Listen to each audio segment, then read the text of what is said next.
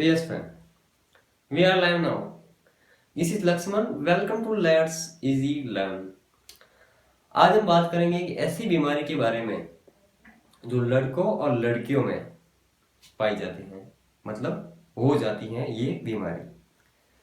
तो देखो, इस बीमारी के बारे में सबसे पहले मैंने एक डॉक्टर से बात की थी। ठीक है, उस डॉक्टर को क्या कहेंगे हम, जो ब्रेन का स्पेशलिस्ट होता है, जो दिमाग का स्पेशलिस्ट होता है, उस डॉक्टर को कहेंगे न्यूरो फिजिशियन। तो ये जो है बहुत ही खतरनाक बीमारी होती हैं। इस बीमारी को कहेंगे हम साइजोफ्रेनिया।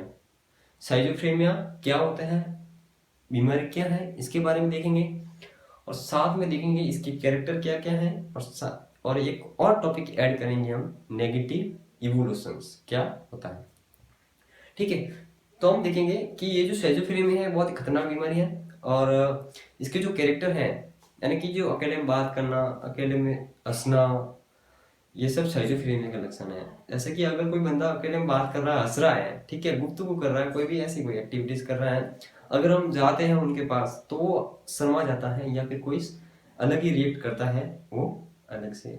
ठीक है, अब दो प्रकार के जो है सिजोफ्रेनिया होते हैं। सबसे पहले तो क्या होता है कि जो हमारी जो आंखें हैं उस आंखों के जस्ट नीचे यहाँ पर काले धब्बे हो जाते हैं, ये फर्स्ट है। और सेकंड जो है वो है नेगेटिव इवोल्यूशन। अब नेगेटिव इवोल्यूशन क्या होता है, मतलब क्या हुआ कि अगर आपको कोई काम दे दिया, ठीक है, कोई काम दे दिया तो उसमें आप टाल मटोल कर रहे हो, मतलब कि टाला ले रहे हो, आप टाल मटोल कर रहे हो। ठीक है, तो मतलब क्या हुआ कि अगर जैसे आप क्लास में हो, आपके टीचर्स ने आपको होमवर्क दे दिया घर के लिए कि आपको कल ये पढ़ के आना है और यहाँ पर आकर सुबह एक्सप्लेन करना है।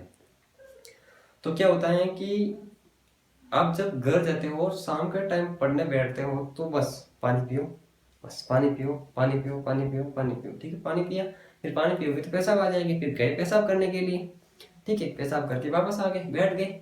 फिर क्या हुआ कि कुछ नोटिफिकेशन आ गए, व्हाट्सएप के मैसेज आ गए, तो आपने फोन ले लिया और फोन पे व्हाट्सएप को कर लिया ओपन, और ओपन करके आप देखने लग गए व्हाट्सएप को। व्हाट्सएप के स्टेटस हो गए, व्हाट्सएप के जितने भी सारे जो चैट हो गए उसको आप देखने लग गए। देखते देखते देखते देखते आपका आधा घंटा तो ऐसे भी गया, यानी 30 मिनट आपके गए। अब क्या हुआ कि अब किसी बंदे ने आपको एक यूट्यूब की लिंक भेज दी। अब यूट्यूब की लिंक भेज दी तो आप गए उस लिंक के जरिए यूट्यूब पर। अब यूट्यूब को देखते गए देखते गए देखते गए, वीडियो काफी काफी सारी वीडियो देखी आपने। देखने के बाद में क्या हुआ कि आपको एक फेसबुक का नोटिफिकेशन आया ऊपर।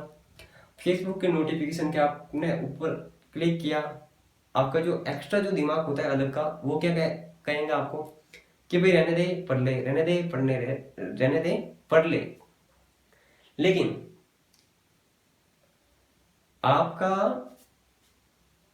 यानी कि जो आप हैं कि नहीं नहीं बस थोड़ा और, नहीं नहीं थोड़ा और, नहीं नहीं बस थोड़ा और देख लो, बस नहीं नहीं थोड़ा और देख लो, ये करते करते करते करते टाइम चला जाता है। ये नेगेटिव इवोल्यूशन की बात है।